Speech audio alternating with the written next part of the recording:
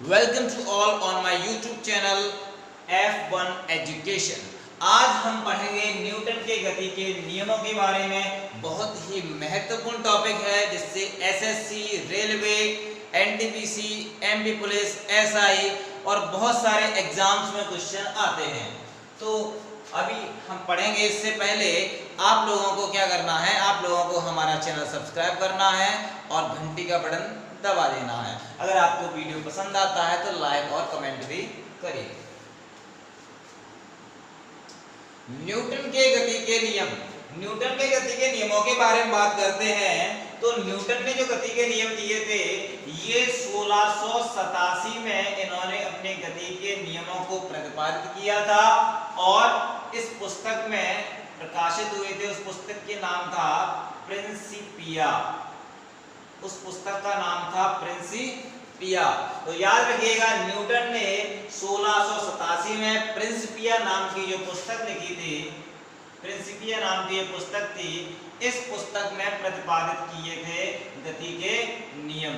ये एक पुस्तक का नाम है। और जो गति के नियम है, न्यूटन की जो गति के नियम है वो 3 नियम है।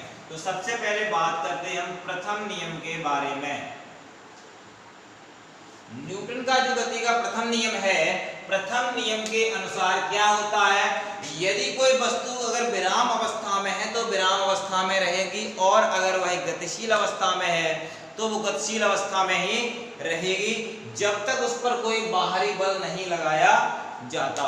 यानी अगर हम किसी वस्तु पर कोई बाहरी बल नहीं लगाएंगे तो वह जिस अवस्था में है, अगर वो गतिशील अवस्था में है तो गतिशील अवस्था में ही रहेगी और अगर विराम अवस्था में है तो विराम अवस्था में ही रहेगी। इसको कहा जाता है न्यूटन की गति का प्रथम नियम। और इसके जो अनुप्रयोग हैं, इसके अनुप्रयोग कहाँ लगते हैं, शुरुआत में हमने यहाँ पर कुछ पॉइंट लिखे हुए हैं, 1, 2, 3 और 4 पॉइंट। ये सारे पॉइंट न्यूटन के गति के प्रथम नियम पर आधारित हैं और परीक्षा में इनसे संबंधित क्वेश्चन आते हैं। ये क्वेश्चन पूछे गए हैं। तो पहला हमारा पॉइंट था, चलती हुई बस से उतरते समय हमें बस की चलने की दिशा में थोड़ा सा दौड़ना पड़ता है, क्यों? तो याद रखिए, मैंने भी कहा था कि जो वस्तु गतिशील है वो गतिशील रहेगी और जो विराम है वो विराम रहेगी। आप जब बस के अंदर बैठे हुए थे तो बस जिस स्पीड से चल रही थी, मान लीजिए बस 60 किलोमीटर पर आवर की स्पीड से चल रही थी, तो आपकी स्पीड भी वही रहेगी। बस ने धीरे धीरे करके रुकना प्रारंभ किया और बस की स्पीड हो गई थोड़ी कम, 5 किलोमीटर पर आवर, और आप उससे उतरने लगे। तो जब आप उससे उतरेंगे तो आपकी स्पीड भी बस की स्पीड के बराबर होगी। तो आप अगर अपने पैरों को एकदम से जमीन पर रखेंगे तो आप आगे की दिशा में गिर सकते हैं। तो इसलिए इससे लाभदायक है कि आप थोड़ा सा गाड़ी की दिशा में दौड़ लगाएंगे तो आपकी जो गति है वो नियमित हो जाएगी, मेंटेन हो जाएगी और आप आगे की ओर नहीं गिरेंगे।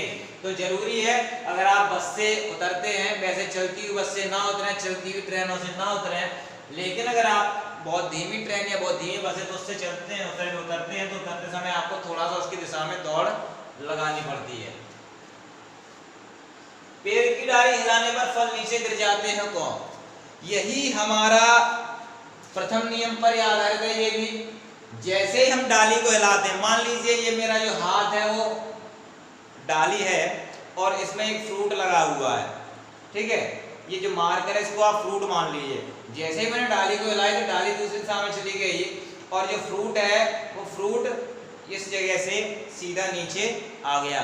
जब हमने डाली को हिलाया तो डाली तो है गतिशील अवस्था में आ गई, लेकिन फल जो है, फल अपनी स्थिर अवस्था में ही बना रहा। फल जो है अपनी स्थिर अवस्था में बना रहा। डाली को हिलाने पर जो फल है वो नीचे गिर जाता है गुरुत्वाकर्षण के कारण। तो डाली को हमने गतिशील अवस्था में ला दिया जबकि जो फल था वो अपनी स्थिर अवस्था में था, इसलिए गुरुत्वाकर्षण के कारण वो नीचे गिर जाता है। बस में अचानक ब्रेक लगने पर हम आगे की ओर क्यों झुक जाते हैं? ये और ये आपका फर्स्ट क्वेश्चन बिल्कुल सेम ही है। जैसे हम बस की बराबर स्पीड से, जब बस के अंदर जो भी वस्तुएं हैं वो बस की बराबर स्पीड से गति कर रही हैं और जैसे ही बस में ब्रेक लगता है तो बस तो स्थिर अवस्था में आती है, बस में स्थिर अवस्था में आने लगती है, लेकिन हमारा जो शरीर होता है जो शरीर ऊपर ही जो बस की सीट से टच नहीं होता है, वो हमारा जो शरीर है वो गतिशील अवस्था में रहता है, तो वो आगे की ओर एकदम से झुक जाता है, वो अपनी स्पीड में चलता है, क्योंकि हमारा जो निचला हिस्सा है वो बस के संपर्क में होने के कारण वो विराम अवस्था में आ जाता है। इससे हमारा जो ऊपरी हिस्सा है वो थोड़ा नीचे की ओर झुक जाता है, आगे की ओर झुक जाता है। बहुत तीव्र ब्रेक लगाने पर ऐसा भी हो सकता है कि बहुत तीव्र ब्रेक लगाने पर आप सीट से गिर जाएं। कंबल को डंडे से पीटने पर धूल के कण नीचे गिर जाते हैं, क्यों? ये भी अपना फर्स्ट नियम पर ही आधारित है, न्यूटन के फर्स्ट लॉ पर ही आधारित है। जब हम कंबल को डंडे से पीटते हैं तो कंबल जो होता है वो तो गतिशील अवस्था में आ जाता है, लेकिन जो धूल के कण होते हैं वो अपनी इस विराम अवस्था में ही रहते हैं और वो ग्रेविटेशन के कारण नीचे गिर जाते हैं। तो ये न्यूटन के प्रथम नियम पर आधारित थे। और भी क्वेश्चन पूछे जाते हैं। क्वेश्चन आता है, अगर कोई बच्चा खुली हुई कार में बैठा हुआ है और वो ऊपर की ओर एक बॉल को उछालता है, तो वो बॉल कहाँ गिरेगी? उसके हाथों में गिरेगी या उससे आगे गिरेगी या उसकी गाड़ी के पीछे गिरेगी? तो इसका सही आंसर है जो बॉल है वो उसके हाथों में ही गिरेगी। ऐसा इसलिए होता है क्योंकि जो बॉल गाड़ी के अंदर है, हम सभी गाड़ी के अंदर है, तो उतनी ही स्पीड से गति कर रहे हैं जितनी स्पीड से गाड़ी।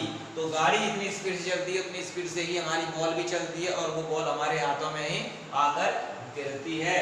तो ये भी नियम ये प्रथम नियम में आता है। एक और क्वेश्चन आता है कि कैरम बोर्ड हम जब खेलते हैं तो कैरम बोर्ड में हम कॉइन्स की ढेरी लगा लेते हैं, कॉइन्स की ढेरी लगा लेते हैं, लेकिन जब स्ट्राइकर को शॉट किया जाता है एकदम से, तो नीचे वाला कॉइन्स जो होता है वो अपने स्थान से निकलकर दूसरे स्थान पर चला जाता है, बल्कि जो ढेरी रहती है कॉइन्स की वो ढेरी नीचे आके वहीं गिर जाती है, उन पर कोई फर्क नहीं पड़ता, उनकी जगह पर कोई फर्क नहीं पड़ता। ऐसा इसलिए होता है क्योंकि स्ट्राइकर ने केवल इस कॉइन्स को ही अपनी एनर्जी दी है। जो गतिज ऊर्जा जो इसकी है, गतिशील अवस्था जो कॉइन स्ट्राइकर की है, वो केवल इस कॉइन में आई है और जिससे इस कॉइन में भी गतिशील अवस्था उत्पन्न हो गई है। इस पर बाहरी बल, केवल इस पर बल लगा है, वो बल इन पर नहीं लग पाया। तो ये प्रथम नियम पर आधारित थे। प्रथम नियम से बल की परिभाषा मिलती है, बल की परिभाषा। ये क्वेश्चन भी आता है कि बल की परिभाषा कौन से नियम से मिलती है? तो बल की परिभाषा प्रथम नियम से मिलती है, यानी कि बल क्या होता है? जो किसी भी वस्तु की अवस्था में परिवर्तन कर दे, चाहे गतिशील अवस्था में परिवर्तन करे, चाहे वो स्थिर अवस्था में परिवर्तन करे, तो बल किसी भी वस्तु की अवस्था में परिवर्तन करने वाला एक बाहरी कारक होता है। याद रखिएगा, इसमें दो क्वेश्चन और बनते हैं। ये क्वेश्चन बनता है कि प्रथम नियम है, ये क्वेश्चन बनता है कि जड़त्व का नियम किसे कहते हैं? जड़त्व का नियम। तो जड़त्व का नियम भी न्यूटन के प्रथम नियम को कहा जाता है, गति के प्रथम नियम को ही जड़त्व का नियम कहा जाता है, लॉ ऑफ इनर्शिया कहा जाता है। यानी कि जड़त्व दो प्रकार के होते हैं, एक गतिशील अवस्था के कारण और एक स्थिर अवस्था के कारण। अगर वस्तु गतिशील है तो गतिशील अवस्था का जड़त्व होगा और अगर वस्तु स्थिर है तो स्थिर अवस्था का जड़त्व होगा। तो ये जड़त्व का नियम भी प्रथम नियम ही है। दूसरा क्वेश्चन बनता है कि गैलीलियो का नियम किसे कहते हैं? गैलीलियो का नियम।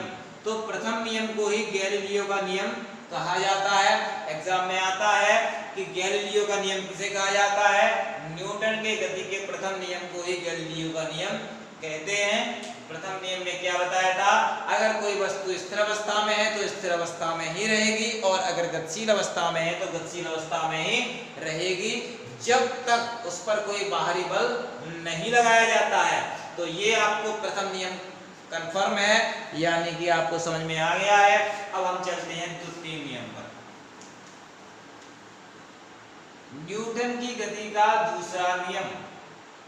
न्यूटन की गति का दूसरा नियम। दूसरा नियम यह कहता है कि किसी भी वस्तु में संवेग परिवर्तन की दर उस पर लगाए गए बल के समानुपाती होती है। किसी भी वस्तु पर जो संवेग परिवर्तन होता है, यानी कि हमारा एक्सेलरेशन, त्वरण, किसी वस्तु में संवेग परिवर्तन की दर कहते हैं त्वरण, तो वह किसके समानुपाती होता है? वह उस पर लगाए गए बल के समानुपाती होता है। जितना बल लगाएंगे उतनी मात्रा में उसमें संवेग में परिवर्तन होगा। अगर ज्यादा बल लगाएंगे तो संवेग में ज्यादा परिवर्तन होगा और कम बल लगाएंगे तो संवेग में कम परिवर्तन होगा। एग्जांपल के लिए साइकिल को आप धक्का दे रहे हैं, अगर कम बल से दे रहे हैं तो साइकिल का जो एक्सीलरेशन होगा वो कम होगा, और अगर ज्यादा जोर से धक्का दे रहे हैं, ज्यादा जोर से पेडल मार रहे हैं तो उसमें क्या होगा, ज्यादा बल लगेगा और उसका एक्सीलरेशन भी ज्यादा हो जाएगा। और यहाँ पर ये समानुपाती का चिन्ह जब हटता है तो यहाँ पर मास आता है, यानी कि m4 मास, वस्तु का द्रव्यमान। द्रव्यमान भी जरूरी है। द्रव्यमान और त्वरण ये किसी वस्तु का बल को निर्धारित करते हैं। आपको इसके बारे में डिटेल्स में वीडियो बनाएंगे तब आपको बताया जाएगा। आप फिलहाल इतना याद रखिए, ये दूसरे नियम का ये व्यंजक है, इसको हम कहते हैं व्यंजक यानी कि सूत्र। तो ये गति का सूत्र है, और ये गति का जो व्यंजक है या सूत्र है ये किससे मिलता है, ये हमें न्यूटन की गति के दूसरे नियम से मिलता है। प्रथम नियम से हमें बल की परिभाषा मिलती थी, और द्वितीय नियम से जो बल का हमें मिलता है बल का व्यंजक। याद रखिएगा, द्वितीय नियम से हमें बल का व्यंजक प्राप्त होता है। अब ये द्वितीय नियम कहाँ लगता है, ये द्वितीय नियम यहाँ लगता है। देखिए दोनों, आप देखिए 5वां और 6वां क्वेश्चन। कोई क्रिकेट खिलाड़ी कैच लेते हुए अपने हाथों को पीछे खींचता है, क्यों? देखिए क्या होता है, जब खिलाड़ी कैच लेता है बॉल का तो कैच करते समय वो हाथों को पीछे की ओर खींचता है। इसका कारण ये है कि हम जितना हाथों को पीछे की ओर खींचेंगे तो उसका जो संवेग होगा वो धीरे धीरे बॉल का संवेग कम होता जाएगा और हमारे हाथों को चोट नहीं लगेगी। उसका जो संवेग है वो धीरे धीरे जीरो हो जाएगा और हमारे हाथों को चोट महसूस नहीं होगी। और ये किस पर आधारित है, ये न्यूटन के द्वितीय नियम पर आधारित है। इसमें न्यूटन का द्वितीय नियम लगता है। दूसरा क्वेश्चन है, वाहनों में शॉकर्स लगाए जाते हैं, इनका क्या कार्य है? शॉकर्स का काम होता है शॉक को एब्जॉर्ब करना। जब हम किसी ऐसी रोड पर चलते हैं जहां पर गड्ढे हैं तो गड्ढों में क्या होता है, एकदम से झटका लगता है वाहनों में, तो वाहनों में इसी झटके से बचने के लिए शॉकर्स लगाए जाते हैं। और ये शॉकर भी क्या करते हैं, किसी वस्तु के संवेग को कम कर देते हैं, संवेग परिवर्तन को कम कर देते हैं, इसलिए हमें झटका भी कम लगता है, कम फोर्स के साथ झटका लगता है। तो शॉकर्स का ये काम है। और ये दोनों क्वेश्चन न्यूटन के दूसरे नियम पर आधारित थे।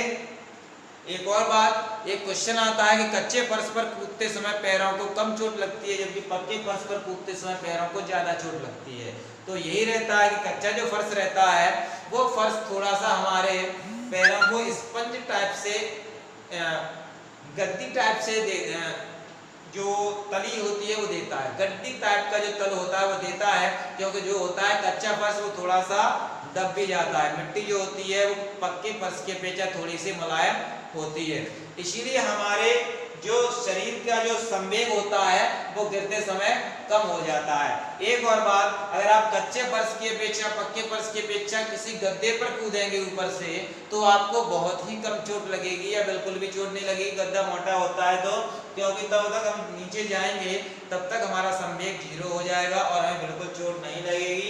ये सभी न्यूटन के दूसरे नियम पर कार्य करते हैं, याद रखिएगा न्यूटन का दूसरा नियम, और इससे बल का व्यंजक प्राप्त होता है।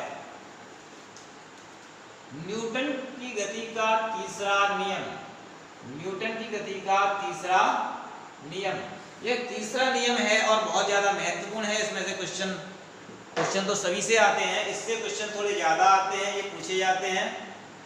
बंदूक चलाने पर पीछे की ओर झटका क्यों महसूस होता है? बहुत ही महत्वपूर्ण क्वेश्चन है, एग्जाम से बहुत बार पूछा गया है। तो बंदूक चलाने पर पीछे की ओर झटका महसूस होता है, ये न्यूटन के तृतीय नियम पर आधारित है। तृतीय नियम में क्या होता है, तृतीय नियम का जो परिभाषा होती है तृतीय नियम की, वो होती है क्रिया के विपरीत और बराबर प्रतिक्रिया। क्रिया के विपरीत और बराबर प्रतिक्रिया, यानी कि जब हम कोई क्रिया करते हैं, जब कोई भी क्रिया होती है तो उसके विपक्ष में एक प्रतिक्रिया अवश्य ही होती है। तो यही नियम होता है न्यूटन का गति का तीसरा नियम, क्रिया के विपरीत और बराबर प्रतिक्रिया होती है।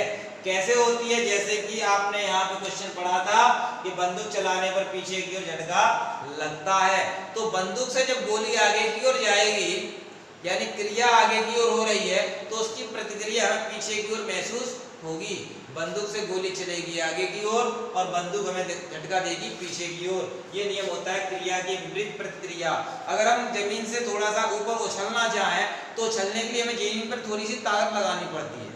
जमीन पर थोड़ी सी हम ताकत लगाएंगे तो ताकत लगाने के फलस्वरूप हम ऊपर की ओर उछल पाएंगे, यानी क्रिया करेंगे हम नीचे की ओर और बदले में प्रतिक्रिया होगी ऊपर की ओर।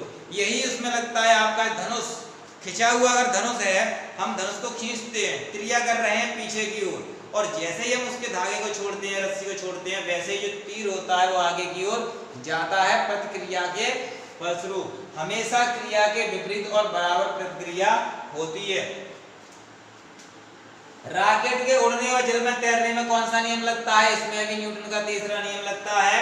रॉकेट जब उड़ता है तो वह अपने पीछे बहुत सारा जो स्मोक पैदा करता है, बहुत सारी गैस पैदा करता है, और उस गैस से प्रतिक्रिया के फलस्वरूप वो ऊपर की ओर उड़ता है। गैस से जो प्रेशर बनता है जमीन पर, उस प्रेशर की प्रतिक्रिया के फलस्वरूप वो ऊपर की ओर उड़ जाता है।